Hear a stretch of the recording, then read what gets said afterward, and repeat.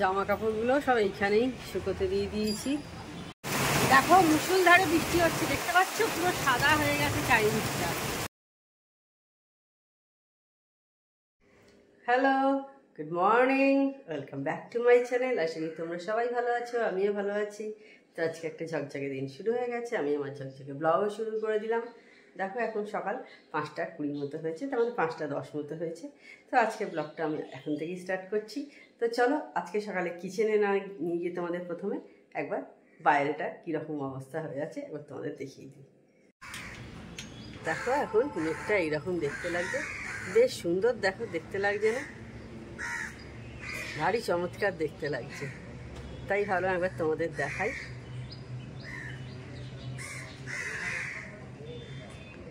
আর বৃষ্টি হয়েছে দেখছি, কখন হয়েছে ঠিক জানি না, আমি ওঠার আগে, আমি উঠেছি তখন 4:25, তার আগে বোধহয় হয়েছে। রাস্তা ভেজাই আছে দেখছি একদম। কালকে রাতে যখন শুতে গেলাম, এই 12টার পর তো শুতে যেতে যেতে হয়ে যায় আমাদের, তখন বৃষ্টি শুরু হয়েছিল আর কি। তার আগে থাকতেই শুরু হয়েছিল, বোধহয় 11টা থেকে, বোধহয় 10:30 11টা থেকে বৃষ্টি শুরু হয়েছিল। মেয়ে বেরিয়ে গেছে, এখন 6টা 5 মতো হয়েছে, হয়ে গেল প্রায় 5-7 মিনিট ধরে বেরিয়ে গেছে। আমি 6টা 5-এর রোজ ট্রেন আমাদের শ্রীরামপুর থেকে, বাবা ওকে ছাড়তে গেছে। তো আমি সেই জন্য ভাবলাম এখন এই সমস্ত কাজগুলো মিটিয়ে নিই, করতে তো এগুলো হবেই, তো এখনই এগুলো করে নিই, তারপর অন্য সমস্ত কাজকর্মগুলো করবো।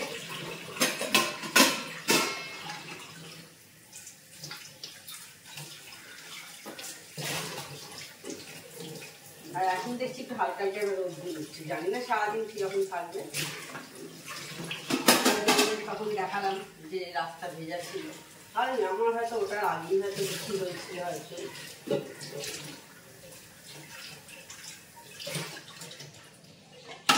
দেখো আমার ঘড়ি 6টা 20 বাজে, তার মানে 6টা 10, বেশ 10-15 মিনিট আগে মেয়ে বেরিয়ে গেছে।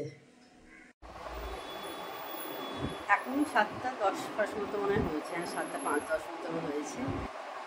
তো যাই হোক, আমি এখন এডিট সমস্ত করে রেডি করে রাখলাম, আর তারপর আসলে বিভিন্ন কাজে ব্যস্ত হয়ে যাব। তো সেই কারণে আর এখন ভোরের দিকে গাড়ি ঘোড়াটাও মানে কম তুলনামূলক যায়, তো সেই কারণে তো তাড়াতাড়ি করে নেওয়াটাই ভালো। আওয়াজ আসছে, তো আমি ফ্যানের তলায় বসে আছি ডাইরেক্ট, সেই কারণে তো একটু এ করে নিই, অ্যাডজাস্ট করে নিই। তো ঠিক আছে, আর সারাদিন যা কিছু করবো অবশ্যই তোমাদের সাথে সব শেয়ার করবো, তো সঙ্গে থেকো আমার। জামা কাপড়গুলো সব এইখানেই শুকোতে দিয়ে দিয়েছি, কারণ দেখো আকাশে মেঘ জমছে, সে কারণেই ছাদে দিলাম না, এইখানেই দিয়ে দিলাম। কখন আবার বৃষ্টি আসবে সেরকম হলে বেলায় রোদ উঠলে ছাদে দিয়ে আসবো।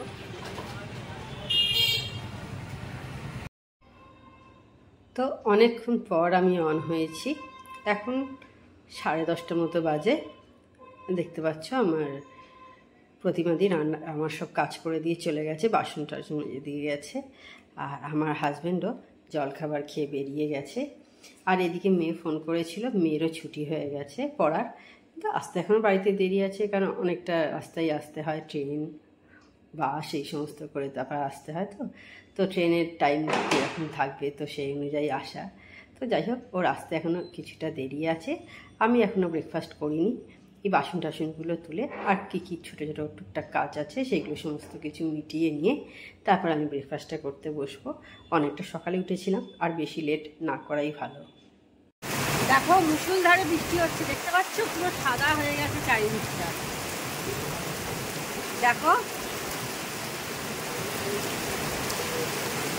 এখন 2টো মতো বেজেছে। আজ থেকে প্রায় 3 বছর আগে আমাদের এই সময় কিন্তু একটা আমাদের জীবনে, মানে আমাদের ফ্যামিলির লোকেদের জীবনে আমাদের একটা বিশাল ঝড় চলছিল। জুন মাসে আমার পিসি মারা যায়, তারপরেই ঠিক এই সময়তেই জুলাই মাসেই আমার বাবা অসুস্থ হয়ে পড়ে। তো মানে অসুস্থ মানে ভালো মতো অসুস্থ, মানে বাবাকে হসপিটালাইজড করতে হয়। বাবা বেশ কিছুদিন, প্রায় 10-12 দিন মতো বাবা অ্যাপেলোয় ভর্তি ছিল। তারপরে 6 দিনের জন্য বাবা মাত্র বাড়িতে এসেছিলো। তারপর আবার আমাদের এই কাছাকাছি হিন্দমোটরে একটা নার্সিংহোমে ভর্তি করা হয়। তো যাই হোক, শেষমেশ আমরা বাবাকে বাড়িতে নিয়ে আসতে পারিনি জীবিত অবস্থায়। তো সেই জন্যই বলছি, চরম এই সময় আমাদের জীবনে চরম একটা মানে ঝড় চলছিল। তো এসে যাচ্ছে তো বাবা মৃত্যুবার্ষিকী, যার জন্যে এইসব কথাগুলো কিন্তু খুব মনে পড়ে যায় যে কি চলেছিল তখন আমাদের ওপর। তো যাই হোক, সেই সমস্ত দিন আমরা উতরে এসেছি। দেখো, ওই একই এতে তো আর থাকলে চলবে না, মানুষকে আগে এগিয়ে যেতে হবে, সমস্ত কিছু নিয়েই মানুষকে চলতে হবে। কিন্তু সেই সব ঘটনা তো কেউ কোনোদিনই ভুলতে পারবে না, না আমরা ভুলতে পারবো, না আমাদের মা ভুলতে পারবে, কেউই আমরা ভুলতে পারবো না। কিন্তু কিছু করার নেই, এইভাবেই আমাদের এগিয়ে যেতে হবে, আর কিছু করার নেই আর কি। এরকম প্রত্যেকেরই আসে জীবনে কখনো কখনো না কখনো।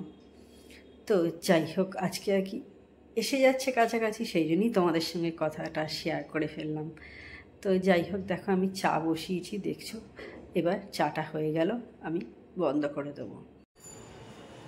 এখন সন্ধ্যেবেলা একটু রেডি হয়েছি, বেরোচ্ছি। এই টুকিটাকি কিছু কেনার আছে, কিনে নিয়ে বাড়িতে চলে আসবো। ঝর্ণা দিয়ে এসে গেছে, রান্না করছে বাড়িতে এখন।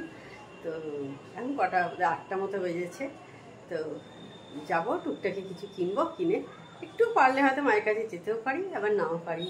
তো দেখা যাক, সেটা যা অবস্থা বুঝে আর কি, ব্যবস্থা বেরিয়ে তারপরে সিচুয়েশান দেখে। তো ঠিক আছে, তাহলে একদম ঘুরে এসে রাত্রিরে তোমাদের সাথে কথা হবে।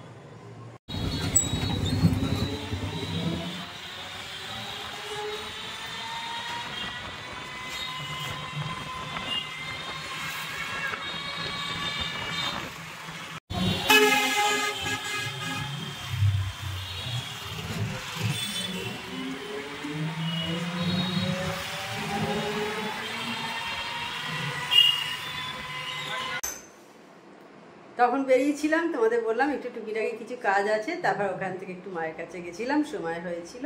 তো এখন প্রায় 10টা বেজে গেছে। তাহলে আজকে ভিডিওটা আমি বড় করছি না। আমার চ্যানেল যদি তোমাদের ভালো লেগে থাকে তবে অবশ্যই আমার চ্যানেলকে তোমরা সাবস্ক্রাইব করো, লাইক করো আর শেয়ার করো। আর যেসব বন্ধুরা এখনো পর্যন্ত আমার চ্যানেলকে সাবস্ক্রাইব করো নি, তারা চটাপট আমার চ্যানেলকে সাবস্ক্রাইব করে দিও। Tata, good night, sweet dreams.